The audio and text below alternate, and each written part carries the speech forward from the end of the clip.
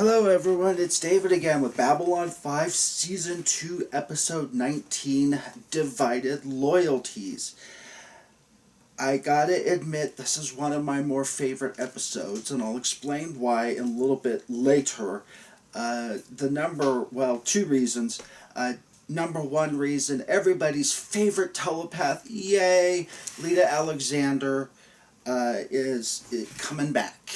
So, as we all know, or hopefully should know by now, that evidently Talia Winters, Andrea Thompson, was married to Jerry Doyle, aka Michael Garibaldi, in real life. They were going through a period of trouble. Jerry Doyle was back to drinking again, I guess, is the way the story goes. And he was having some problems. And even at one point, JMS said that he was couch surfing during the divorce, that he was basically in him and Andreas Katsoulis and some other people, and he was surfing on their couches. But he said even though he was couch surfing, he'd always show up to work on time and knowing his lines. But anyways, evidently Talia Andrea Thompson, I should say, was having problems getting along with Jerry Doyle. They sadly ended their marriage, and Michael Garibaldi, aka Jerry Doyle, had I guess it's called a run of show contract. So from the pilot episode to the last episode, he's contractually obligated to be in every single one of those episodes, or in most of them. So it was just easier to write her out of the screen, basically. And what they were trying to do, if you remember earlier when Kosh paid for the services of Miss Winters, and we had Abed, the guy with, pulled out, and there was his brain, and he pulled out a data crystal, the Vicar, or VCR. They were going to use that stuff, information on there, to rehabilitate Talia Winter's character if Andrea Thompson and Jerry Doyle were able to eventually coexist on set together, which sadly they weren't able to. But at least one of my favorite actresses, Patricia Tallman, aka Lyta Alexander, is coming back. And she ends up doing quite a bit on Season 3, and then was a regular character in Season 4 and 5. We also know that Patricia Tallman has had an on-again, off-again relationship with J. Michael Straczynski. So it kind of makes you wonder, was she also elevated because, her boyfriend was running the whole damn show, literally. I hate to, do that, because it's kind of poking my nose in where it probably doesn't belong. So I'm just going to mention that, throw it out there. If you have any other opinions or knowledge about the situation, go ahead and put it in the comments below. But anyway, this is the one that starts off with the universe today. And Delenn finds the press fascinating but a troubling concept. Back home, if there's something you need to know, you are told just what you are required and no more. And then it says, unable to include I in Minbari's section. And Sheridan's querying her like, oh, really? You just gave me this big spiel about it. And she says, well, it's good for me to know what your people think about my people. If you think about it, as an ambassador, many billions of miles away from home, she's got a point. It is,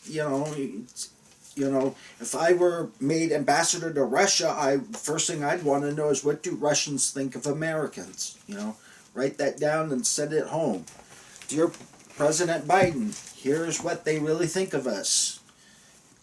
Yours truly, David. Send it off. But, anyways, and so she's basically saying, and sometimes I find out information from your people about my people before I'm told just what I need to know and nothing more. So that heavily memmed in there.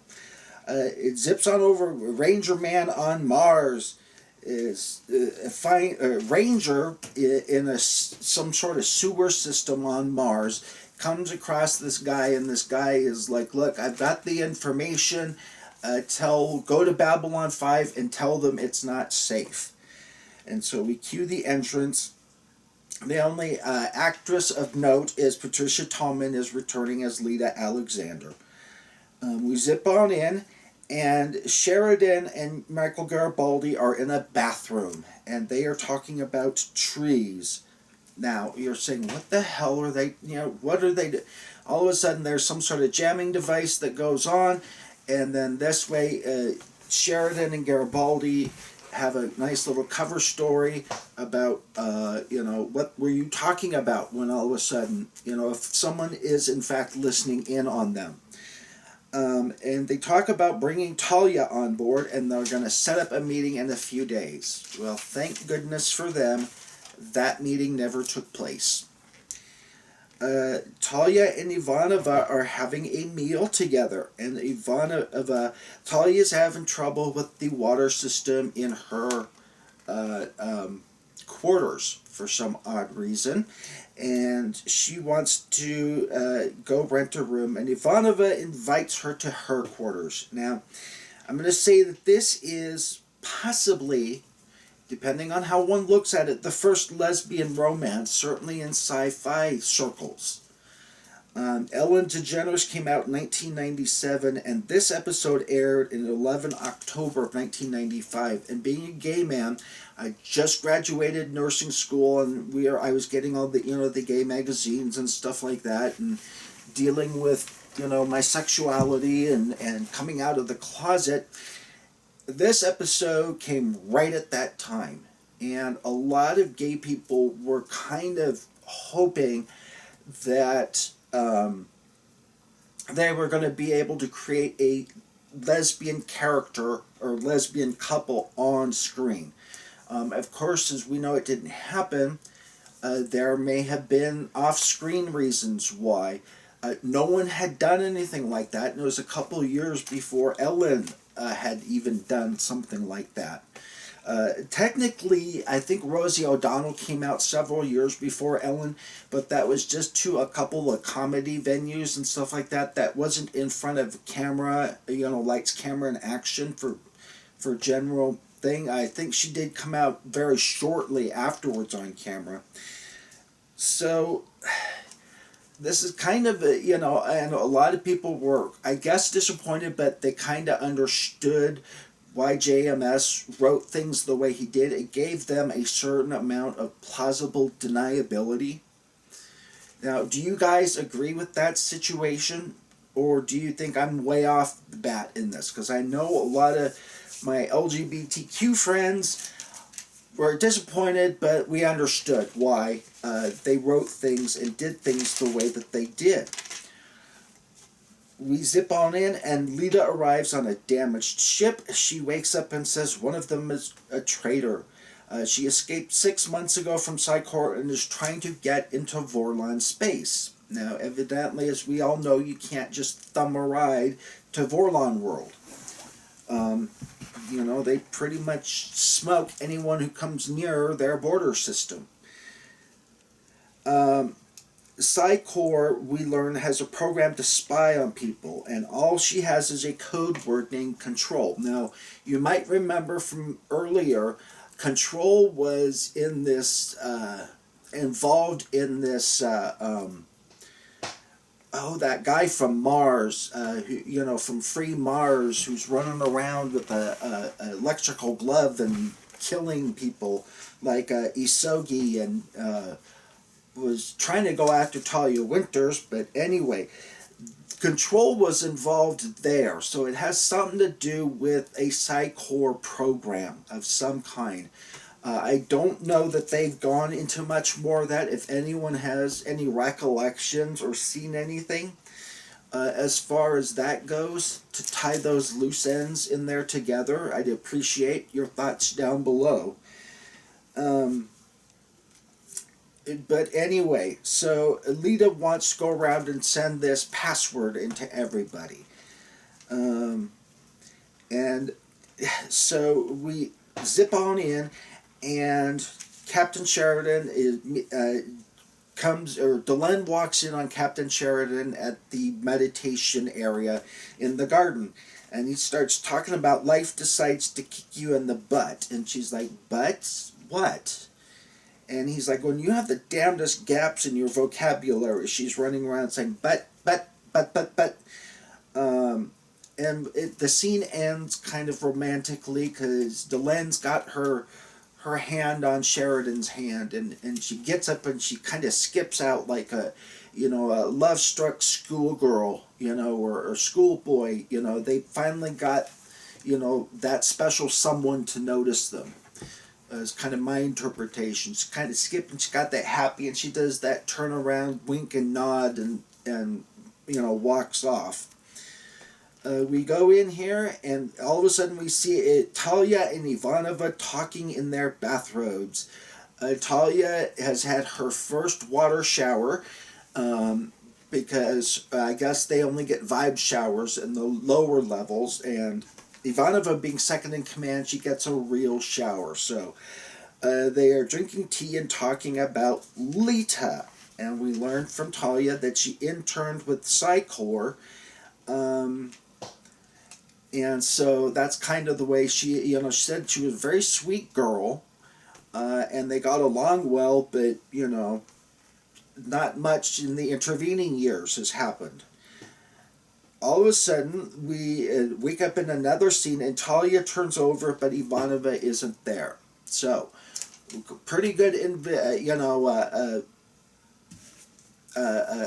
hint, or a strong hint, that there's something more going on between those two than meets the eye, because they shared a bed together, and Ivanova's quarters are big enough Talia could have easily slept on the couch if there wasn't something else going on. But of course you have to have a little bit of deniability in there in case they have to backtrack because they get too much backlash. Someone ends up killing Lyta's guards, and so Sheridan ends up saying, well, I'm going to let Lyta send this little password thingy. And Ivanova goes into Sheridan's quarters and basically admits that she is a latent telepath. Now, has anyone ever figured out, has she ever developed her talents beyond, because she says she's probably not even a P1, but that's just enough for them to drag you in, so they must have very low admission requirements to Psy-Corps. If she's not even a P1, and they'll still drag her in. But has, in the intervening years, after, a 22... what was it, 61 or 62, I think is when she left the station, did she ever develop her talents beyond, a P1? And here's the thing, she says she can tell when she's being scanned, but what about all the times after this the Bester scanned her and she just sat there quietly and did nothing? And then all of a sudden in the Sheridan's head pops up, the Ivanova with the black, morning gown and the raven, and shh, do you know who I am? Well, now we know who you are, Ivanova. Thanks for finally telling us. Talia ends up walking in as they're all being sent this little password. Nobody's reacting. Send it to Ivanova, and she doesn't react. And a little tete comes in. All of a sudden, Talia walks in, and Lyta sends her the password. And as we all know, she got really ugly really quickly. Have any of you had a bad breakup like that, where all of a sudden your betrothed is sent a telepathic password and they turn on you? Or in a natural relationship where you're with someone and all of a sudden just one event happens. It could be good, it could be bad. That something dramatic and overwhelming happens that's changed changed your mind, or changed their mind, and they just all of a sudden turn into somebody you never knew. Probably not. I don't think I've ever had anything quite that dramatic. Well, maybe my ex Kevin. He ended up, relapsing on methamphetamines, was sleeping around for people, was sleeping around with other people for money. I didn't know that was going on. It's like, oh, thank God you always wear condoms, because that otherwise I would be toast. But, I guess maybe that would be it. And it also, the unmasking happened on my birthday when he sent me a Dear John letter over the internet, and we shared an apartment together. It's like, why are you sending me this over the internet, you fool? I'm right here. Come talk to me. Anyway, Michael Garibaldi remembers the Talia confrontation with Kosh, and I believe that is, in reference to that data crystal that Kosh has, trying to leave the opening for Talia Winters to possibly come back. And it ends with Lyta meeting with Kosh, and she has to see him one more time. Because evidently, when I said earlier I couldn't remember, I believe now that this is the time when Kosh, or Sheridan asked Kosh if anything like this had happened before, referring to his little conversation with the Strives. And Kosh said once.